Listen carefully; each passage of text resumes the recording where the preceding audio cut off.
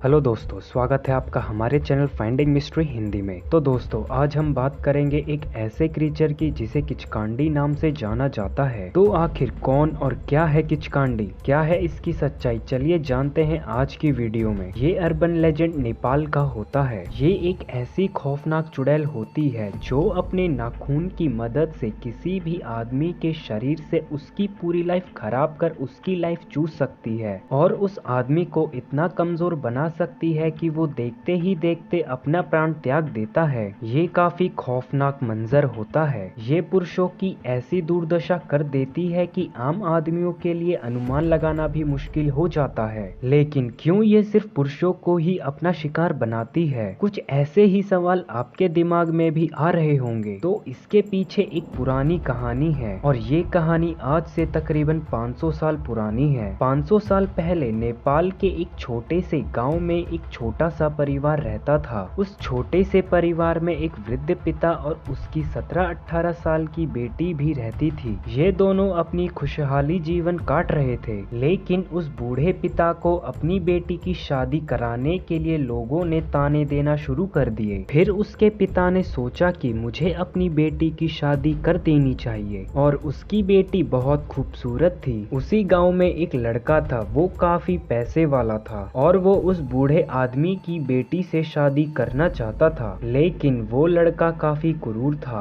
गांव के ज्यादातर लोग उससे घबराते थे और कोई भी अपनी बेटी उस लड़के को नहीं देना चाहते थे। कुछ समय बाद एक दिन वो लड़का उस बूढ़े आदमी के पास आता है और उसकी बेटी का हाथ मांगता है। वो बूढ़ा आदमी घबरा जाता है और शादी के लिए मना कर देता है और तभी वो लड़का क्रोध में आ जाता है और कहता है, मैं शादी की मुंह मांगी कीमत दूंगा, लेकिन अगर फिर भी तुमने मना किया तो 2 दिन बाद ही मैं तुम्हारी बेटी को घर से उठाकर ले जाऊंगा और हमेशा के लिए उसे अपने साथ रखूंगा। इतना सुन वो घबरा जाता है और शादी के लिए मान जाता है। लेकिन उस 2 दिन वो बूढ़ा काफी रोता है और मायूस रहता है और फिर 2 दिन बाद वो बूढ़ा बाप और उसकी बेटी उस लड़के के पास जाते हैं और फिर वो लड़का उस लड़की से शादी कर लेता है। जिस अमीर लड़के से उसकी शादी होती है वो दरअसल वहाँ का जमींदार होता है। शादी करने के बाद वो उस लड़की को अपने घर में पत्नी की तरह नहीं, एक नौकरानी की तरह रखता था। शादी के कुछ ही दिन बाद पता चलता है कि उस जमींदार की दूसरी गांव में एक और बीवी है। ये सुन वो लड़की काफी परेशान हो जाती है। जैसे तैसे वो जमींदार के साथ 2 महीने गुजार लेती है और तभी अचानक से खबर मिलती है कि उस लड़की के पिता की मृत्यु हो गई। ये सुन वो बहुत दुखी हो जाती है और उसका किसी भी काम को करने का मन नहीं लगता था। जहाँ वो लड़की पूरे घर का काम करती थी, खाना बनाती थी, एक नौकरानी की तरह जीती थी, अब उसने पूरी तरह से काम करना बंद कर दिया था। ये चीज उस जमींदार से देखी नहीं गई। वो क्रोध में आ गया और धीरे धीरे उस लड़की को मारना पीटना शुरू कर दिया। अभी तक तो उसका पति ही उस पे हाथ उठाता था, लेकिन धीरे धीरे उसके देवर और उसकी सास ससुर ने भी उसे मारना शुरू कर दिया। परिवार का हर सदस्य उसे मारता था। कभी कभी तो उसकी सास गुस्से में आकर उसके हाथ जला देती थी। ऐसा ही करते करते मुश्किलों के साथ उसके 5 साल और वहीं गुजरे। 5 साल बाद पता नहीं लड़के को क्या सूझा और उसने दूसरी शादी कर ली। जैसे ही उसकी शादी कराई गई तो पहली वाली पत्नी को उसने कमरे में कैद कर दिया और उसके साथ जानवरों जैसा व्यवहार करने लगे।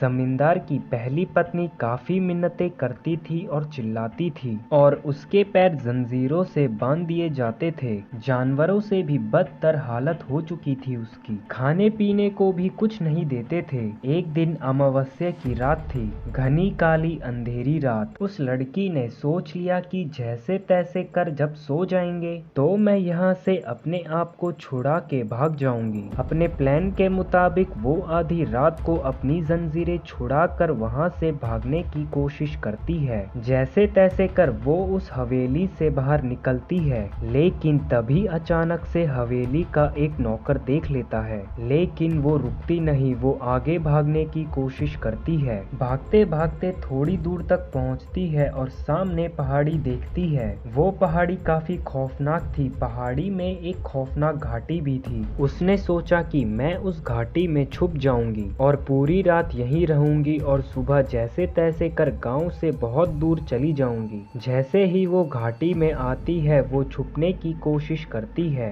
लेकिन अचानक से उसे एहसास होता है कि मेरा पीछा करते करते मेरा पति और देवर भी यहाँ पहुँच चुके हैं। वो अपने आप को काफी छुपाने की कोशिश करती है, लेकिन उसकी लाख कोशिशों के बाद भी वो छुपने में कामयाब नहीं हो पाती। उसका पति उसे देख लेता है और जैसे ही उसका पति उसे देखता है वो बहुत गुस्से में आ जाता है, अपनी बीवी को पकड़ बहुत बुरी तरह मारता है और उसका देवर उसको बचाने की जगह मारना शुरू कर देता है और वो दोनों तरफ से दो लंबे चौड़े आदमी से पिट रही थी और उसकी हालत बहुत ज्यादा कमजोर हो चुकी थी। ना जाने कितने दिनों से उसने खाना भी नहीं खाया था और कुछ टाइम बाद वो अपना दम तोड़ देती है। घाटी में मार खाते खाते उस लड़की की मृत्यु हो जाती है। जैसे ही वो दोनों उसे मृत देखते हैं वो घबरा जाते हैं और सोचते हैं कि अगर लोगों को पता लग गया तो हमारी बहुत बदनामी होगी, और फिर वो दोनों उस लड़की को वहीं दफना देते हैं और घर जाने की सोचते हैं और बोलते हैं अगर कोई पूछे तो बोल देंगे कि भाग गई वो। लेकिन जब वो दोनों उसकी बॉडी को दफनाते हैं तब वो जल्दबाजी में होते हैं, उन्हें पता भी नहीं लगता और लड़की का एक हाथ बाहर ही रह जाता है और वो दोनों वहाँ से चले जाते हैं। काफी दिन बीत जाने के बाद एक दिन एक किसान घूमता हुआ वहाँ पहुँच जाता है। उसे उस लड़की का हाथ दिख जाता है जो अब काफी सड़ चुका होता है, जो कि एक कंकाल में बदलने वाला था। उसे देख किसान काफी घबरा जाता है। वो भागता हुआ गांव की तरफ जाता है और लोगों को बुला कर लाता है। जब गांव के लोग वहां पहुंचते हैं तो जमीन को फिर से खोदा जाता है। वहां से लड़की की डेड बॉडी मिलती है, लेकिन अब उसकी ऐसी हालत नहीं थी कि उसे कोई पहचान पाए, इसलिए उसे निकाल कर उसका अंतिम संस्कार कर दिया जाता है। कोई नहीं समझ पाता कि आखिर ये बात थी क्या, लेकिन गांव के कुछ लोगों का कहना था कि शायद ये जमींदार की वही पत्नी है जो भाग गई थी। शायद जमींदार ने ही उसे मार दिया हो, लेकिन किसी के अंदर इतनी हिम्मत नहीं थी कि वो जमींदार के खिलाफ बोल सके। सभी गांव वाले चुप रहे, लेकिन जिस घाटी में उसको दफनाया गया था